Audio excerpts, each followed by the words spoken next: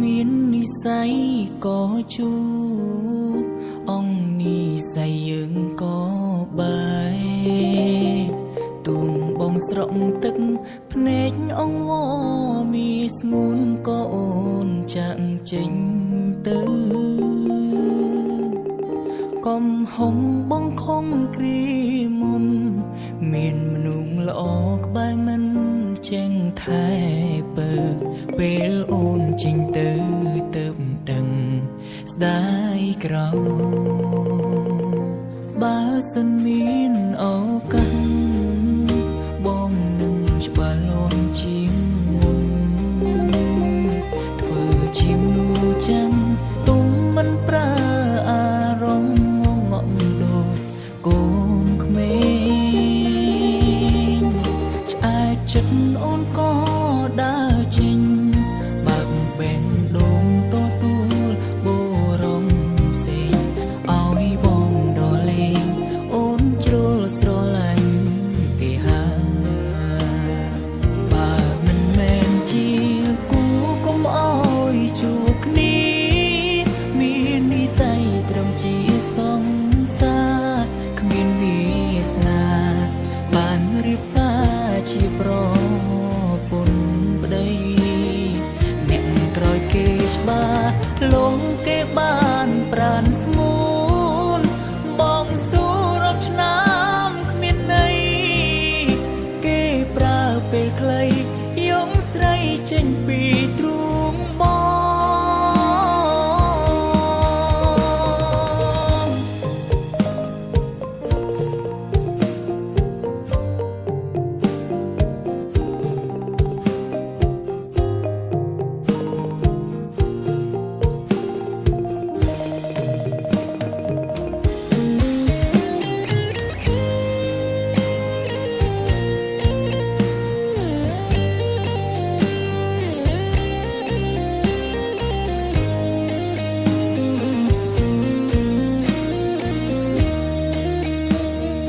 លោមធ្ពងដៃ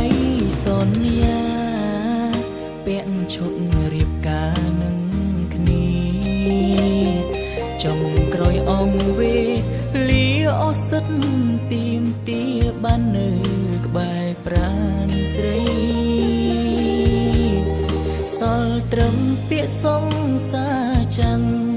គេម្នាក់នោះមានឈ្មោះគឺជាប្តីបងត្រូវរីងរៃរូក្នុងស្រមោលអាដិនបើមិនមែនជាគូកុំអោយជួបគ្នាមាននិស័យត្រឹមជាសង្សារគ្មានវាសនា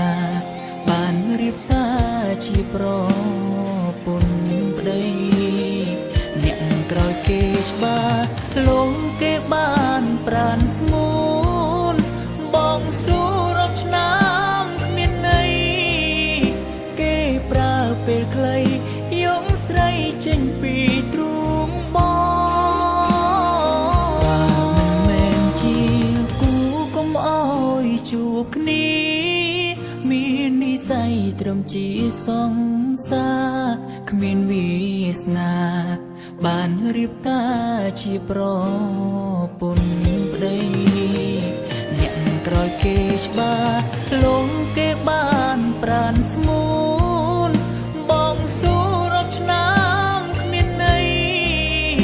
គេប្រើពេលខ្លី